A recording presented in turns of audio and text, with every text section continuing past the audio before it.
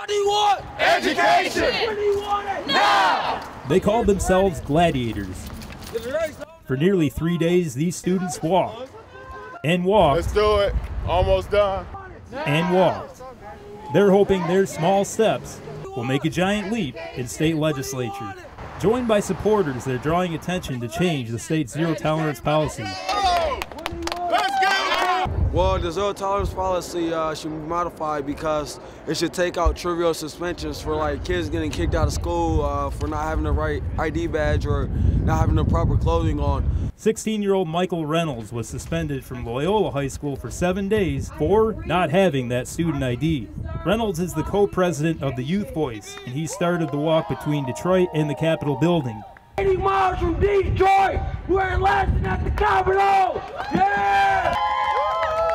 The 80-mile walk convened here on the steps of the state capitol, where these students hope their message against zero-tolerance policy will be addressed by state lawmakers. William Frey is a facilitator at Neutral Zone, a teen center in Ann Arbor.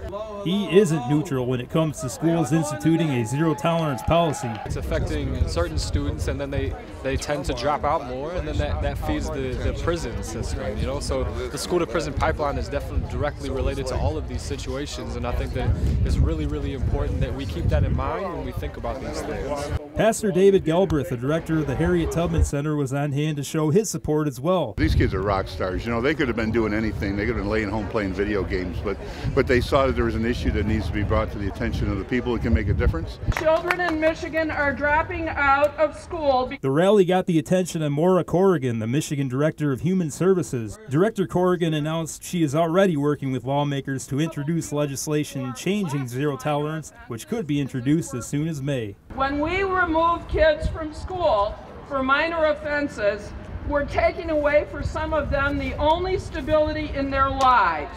Education! While the efforts of these students may not be felt right away, it certainly could be said that they got the ball rolling. God bless the great state of Michigan!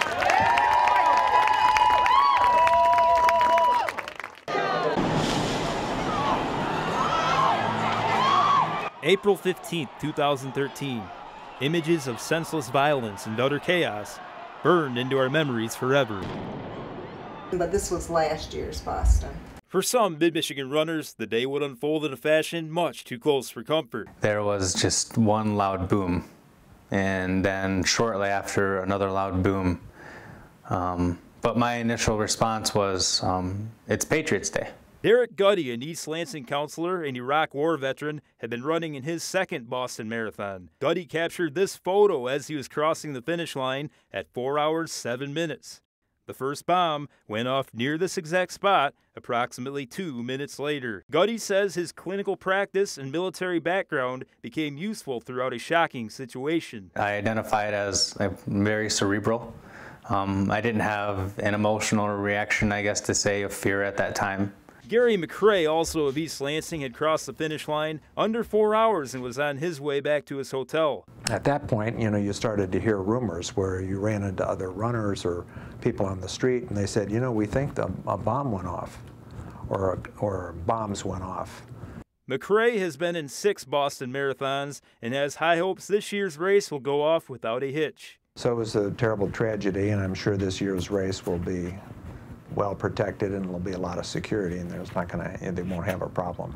Terry Corella hits the River Trail, where she trains at nearly 20 miles a day in preparation for this year's Boston Marathon. The communications director at Cooley Law School and alumna of MSU, Corella has been running the marathon for a decade. Her experience became the subject of a recent book titled 4 hours, 9 minutes, 43 seconds by a Runner's World magazine editor. And the way he wanted to write it was through the eyes of the people who experienced that day. These capital city marathoners have run thousands of miles in Boston and say nothing will stop them from heading back to the starting line. We are going to go back to Boston, and it's going to be bigger and better. April 21st, 2014 will be a day of tribute for those affected by last year's bombings. There's going to be people there, absolutely, that are going to be probably thinking about it. And a chance to send a simple message. Essentially dig your heels in and say, I'm not going to let anyone scare us away.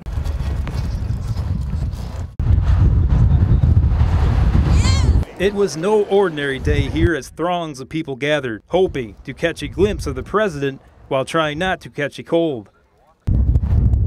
It's really rough. Yeah. Made some sense. Yeah. Wanted to see Obama. Yeah. With the president's route from the airport to campus an unknown, crowds could only speculate on where might be the best spot to watch for the presidential motorcade. But ultimately, they were able to follow the lead of Secret Service agents and police who began to put up barriers on the corner of Wilson and Bogue Streets. From patrols on the ground, to the tops of campus buildings, to even choppers overhead, security was extremely tight all day. The MSU K-9 team did their part to chip in as well. I'm outside here as the crowd is starting to gather for the motorcade of President Obama to come on through. What do you think about President Obama's visit today? Well, we're really happy that he's here coming to campus. We're even more excited that he's acting on climate. There's a lot of provisions in the Farm Bill that support Michigan's agricultural heritage. A lot of farmers have been hurt by extreme weather patterns, and some of the emergency assistance will help protect our Great Lakes way of life. Others were not as happy, treating the president's visit as an opportunity to protest against such issues as affordable health care and unemployment. The students here are having a increased debt, a federal government. They have increased student loan debt and no promise of jobs when they graduate. I think he needs to answer to that. Those who toughed out the cold temps were rewarded as the presidential motorcade finally came through campus. A scene that likely happens every day somewhere, becoming a lifetime memory for those on hand to witness it. It was super exciting being here. As cold as it is, it was like a piece of history being able to see the president, like only second president to come here, so it's definitely sweet to be part of history. For Focal Point, I'm Nick Blaskowski. And to purchase tickets, if available, please enter the ticket office on the south side of the Breslin Center. Or buying from these guys is always an option. Tickets to the game. Anybody need a ticket? I'm gonna go up top. Anybody need tickets? Although scalping under current law is a misdemeanor punishable by 90 days in jail and a heavy fine, it's a common practice, whether it be by a private broker, a season ticket holder who can't make it to the game, or just regular Joes trying to make an extra buck. People are trying to make money out here. You know, you gotta get it where you live, you know? Hey, go green. State Representative Tim Kelly introduced the bill to decriminalize ticket scalping, a legislation he says is about civil liberty and protecting the rights of the consumer. You know, let's institute free market principles and remove the government from the transaction between a willing buyer and a willing seller. A familiar sight here on game day is a sign like this one. The bill would repeal a 1931 act banning the sale of tickets. Currently, it's a crime to sell a ticket above its face value without the authorization of a venue or event operator. Companies like StubHub and Ticketmaster can get away with it by entering into contracts with performance and sports venues. I mean, currently they're selling through their auspices, selling tickets above face value and thereby breaking the law. There are 66 aye votes and 42 nay votes. Now that the bill is under consideration by the state Senate, it faces pressure from venues like the ones at MSU. I think one of our bigger concerns. Meet David Bertram of the University Government Affairs Office. The average person who wants to go to a sporting event. He is among those pleading with the state Senate in an attempt to stop the bill from heading to the governor's desk. The problem is it's the person who wants to go to a football game, right, a basketball game, or a concert, and they're not a Wharton season ticket holder, they're going to be the ones that suffer. Wishing to speak in support of the bill, Zach Burris. Living in East Lansing, it is not always possible to attend every Tigers game. 21-year-old Zach Burris is an MSU junior and a member of the Michigan Ticket Fairness Coalition. Burris testified on the bill during its early stages in the month of January. I'm there testifying, just kind of representing the common fan, because you know, that once they own the ticket, I believe they should just have the right to do what they want with it. So, as game time approaches and the tickets aren't yet sold, I'm buying tonight. Everybody loses, as it likely means empty seats and money lost.